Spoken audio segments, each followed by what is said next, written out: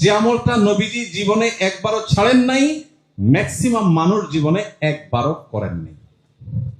শত্রুর সাথেও তো এই বৈপরীত্য থাকে না, সেখানে নবী সাল্লাল্লাহু আলাইহি ওয়াসাল্লামের সাথে এইরকম বৈপরীত্য, ব্যস্ততার কথা, এগুলো ছুড়ে ফেলে দেন। আপনি যদি মনে করেন যে আপনার রমজানের ইতিকাফ আপনার কাজকে ক্ষতিগ্রস্ত করবে, আপনি নিশ্চিন্ত থাকুন যে আপনার পেছনে বড় শয়তান লেগেছে, সবচেয়ে বড় মিথ্যুক শয়তান।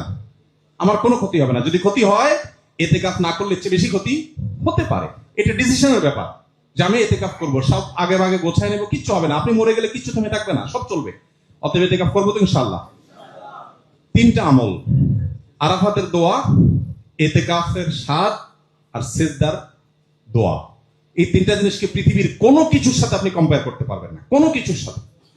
আপনি একটা রমজান ইতিকাফ ভালো করে করে দেখেন, আপনি যে স্বাদটা পাবেন। সারা বছর নানান এঙ্গেজমেন্ট, ফোকাস থাকে না, ইতিকাফের সময় আপনি মসজিদে আবদ্ধ হয়ে গেছেন, চাইলেও বাইরে যেতে পারছেন না, অটোমেটিক আপনার দ্বারা ভালো কাজ হবে। আল্লাহ আমাদেরকে তৌফিক দান করুন।